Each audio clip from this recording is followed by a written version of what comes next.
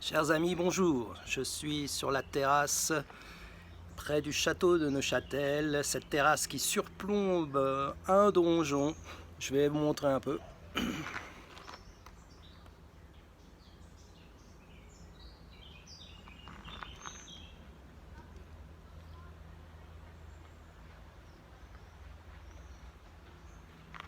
Et voilà un petit tour de manège.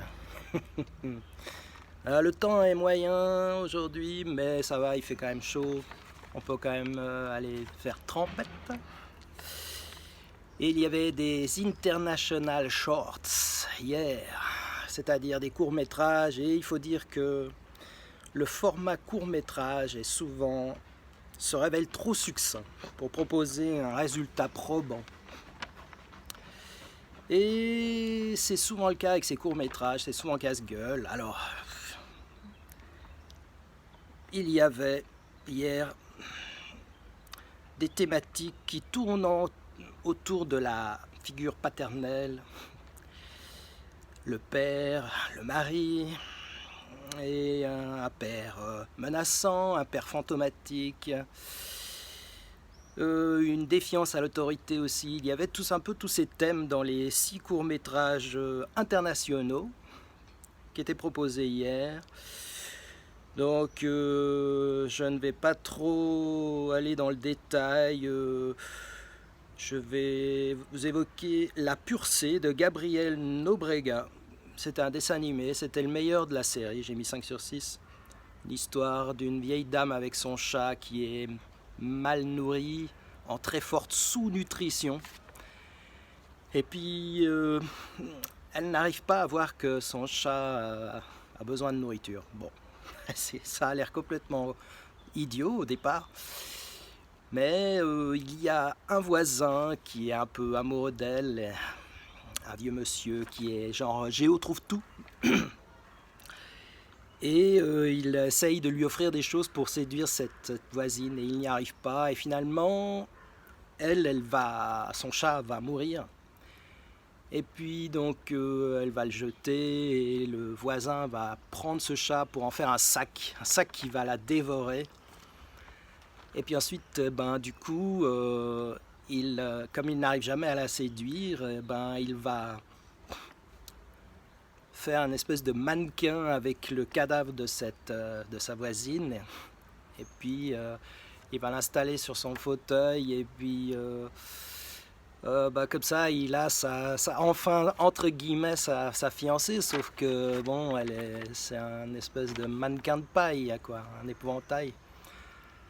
Ça reflète bien aussi certaines préoccupations de l'époque qui relèvent de l'altérité. Autrement dit, tout ce qui est difficile et difficilement compréhensible et préhensible d'un sexe envers l'autre. En tout cas, ça m'a fait penser à ça, mais sur le plan du dessin et de l'histoire, c'est très drôle, c'est très bien fait. C'est une espèce de dessin animé en images de synthèse. Et puis il y avait The Blue Hour de Jeremias Segovia, c'est uruguayen. Alors là, les images sont très belles avec une jeune femme vers une plage. Les images avec un crépuscule, c'est très beau. Mais par contre, l'histoire, je l'ai trouvée complètement inepte. Avec, en fait, elle se baigne comme ça toute seule et puis elle nage et puis soudainement il y a un homme qui apparaît qui fume, qui s'approche et puis elle a peur et en fait il ne dit rien, il est juste là, il fume.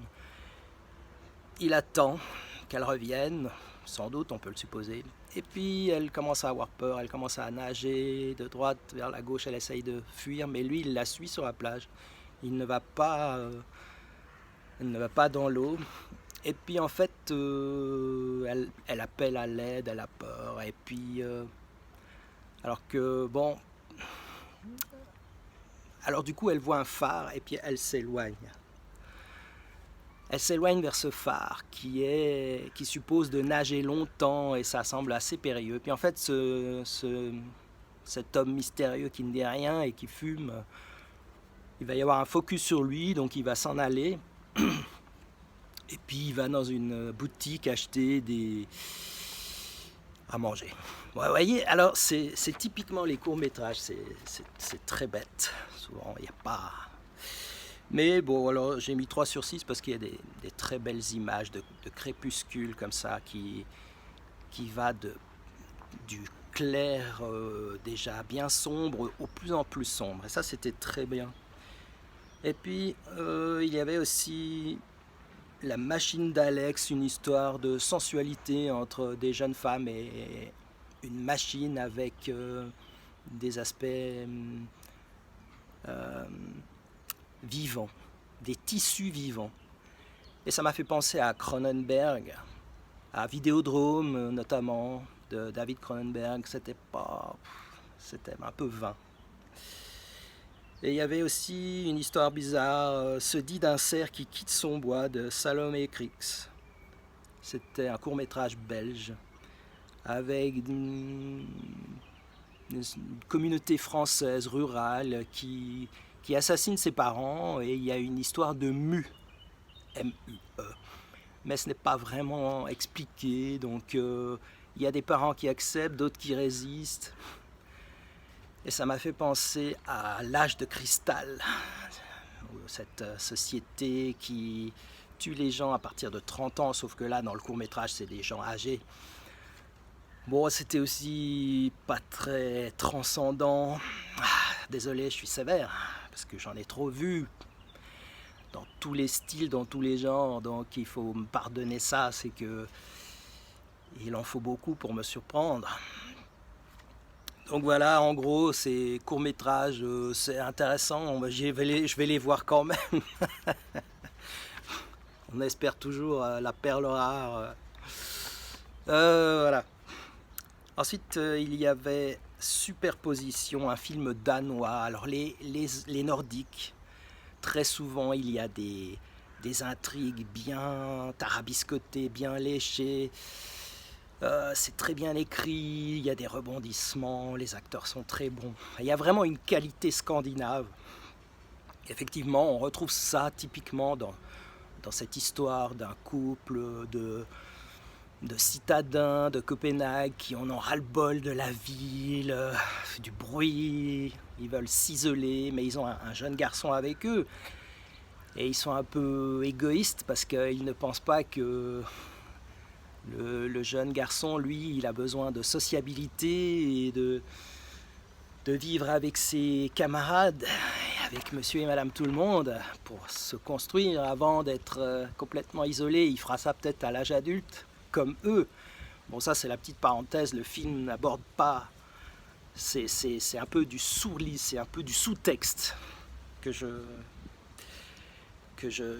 vois dans ce film Superposition. Donc ce couple va s'isoler dans une forêt, et puis ils veulent faire ça pendant 1 an, et ils font des podcasts radio, et très vite il y a de la dispute et de la mésentente dans ce couple, dès le premier podcast qu'ils font. Et ensuite ils vont découvrir qu'ils ne sont pas seuls, évidemment. J'aurais aimé un film plus traditionnel à ce niveau-là, genre survival avec une menace, mais bon, ok, d'accord, il y a déjà eu 15 millions de films comme ça. Bon. Alors, ils vont découvrir qu'il y a un double d'eux-mêmes. Et d'ailleurs, je pense que la réalisatrice a utilisé des jumeaux, donc 2 hommes et 2 femmes, des jumeaux et des jumelles, pour faire ce film. Et donc ils vont être un peu stupéfaits parce qu'ils vont découvrir des doubles d'eux-mêmes. Mais les doubles d'eux-mêmes n'ont pas d'enfants, il n'y a qu'eux qui ont un enfant. Et il va y avoir toute une explication ou des suppositions, des hypothèses énumérées dans ce film sur une réalité parallèle. Puis en fait, au départ, ces 2 couples qui sont des miroirs d'eux-mêmes vont être dans le registre de l'affrontement, puis ensuite dans le registre de la bonne entente et de poser les choses sur la table en disant mais d'essayer de comprendre pourquoi. Puis il y a un va-et-vient comme ça, puis finalement on va revenir vers la première impulsion qui est quand même d'éliminer l'obstacle, puisque l'enjeu c'est justement le petit garçon qui tout d'un coup se retrouve avec 2 papas et 2 mamans.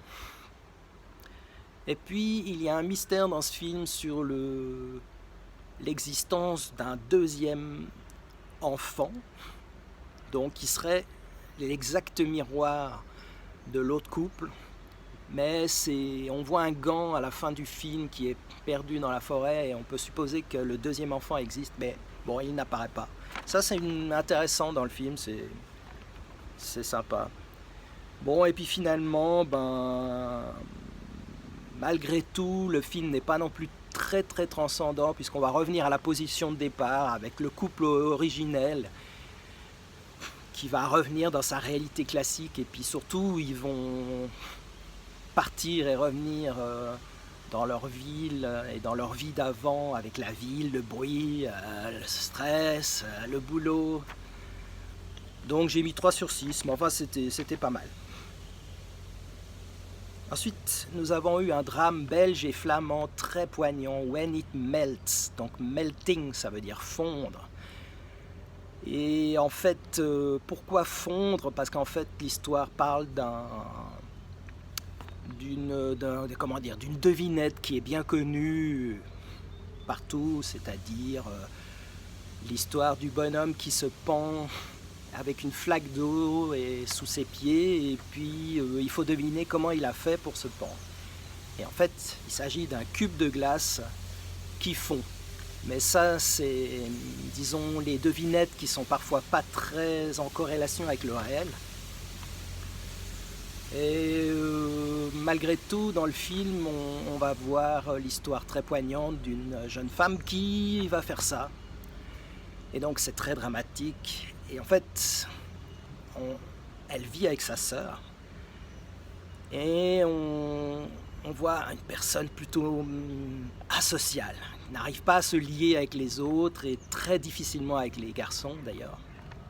Tandis que sa sœur, elle y parvient parfaitement. Et elle va d'ailleurs, elles vivent ensemble et d'ailleurs sa sœur va la quitter en disant « Écoute, je vais vivre avec mon homme, je vais me marier, etc. » Et sa sœur va donc, et donc la jeune femme qui est l'héroïne de ce film va se trouver très désemparée et elle va comme ça remonter dans le temps. Et il y a typiquement à la Stephen King dans ça, c'est dit « It », qui a fait l'objet de 2 films sur en gros une vingtaine d'années. Il y a un double récit entre son enfance et sa vie d'adulte. Et on va se rendre compte que dans l'enfance, elle a vécu un drame très dur, un viol, par un jeune homme et son acolyte, un jeune homme dont elle était amoureuse. Et puis, on voit dans ce film que cette histoire lui pourrit sa vie et qu'elle n'arrive pas à s'en débarrasser. C'est ça qui est très poignant dans ce film, c'est les traumatismes, quels qu'ils soient, qui relèvent de la subjectivité individuelle, puisque certains événements qui peuvent paraître très graves ou moins graves selon la subjectivité peuvent donner autant de dégâts. Une moquerie à l'école qui a duré quelque temps ou un viol, ça peut parfois détruire la personne autant. Et c'est ce qui arrive dans cette très dramatique histoire, mais sur le plan de la narration, c'est très très bien fichu. Il y a un bon va-et-vient entre l'enfance et l'âge adulte.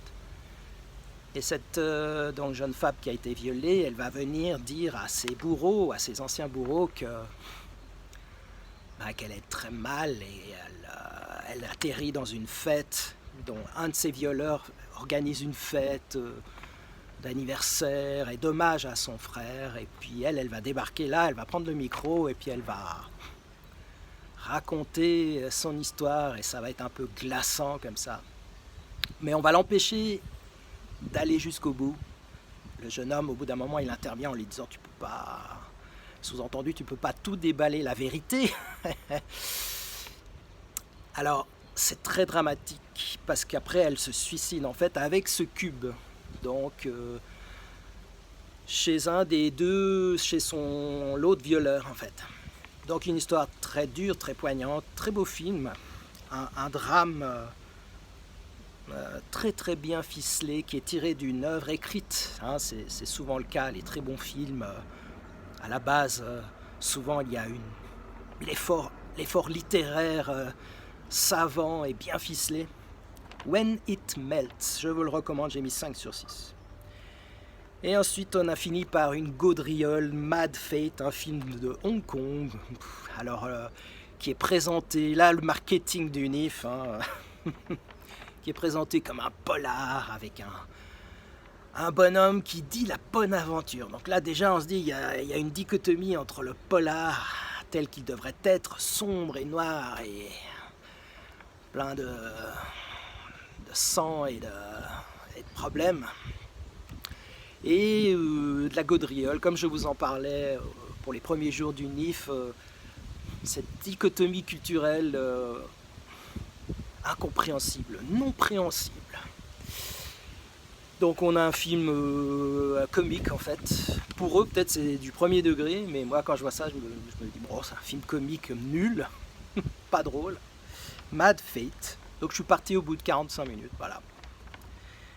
Et puis voilà, aujourd'hui il va y avoir les Asian Short, un film rétrospectif qui s'appelle Dans ma peau, qui a l'air bien graveleux. Un autre film qui s'appelle Kennedy, une autre rétrospective de Sentinelle et un autre film qui s'appelle Double Blind. Voilà, ce sera le programme pour demain. Bien le bonjour.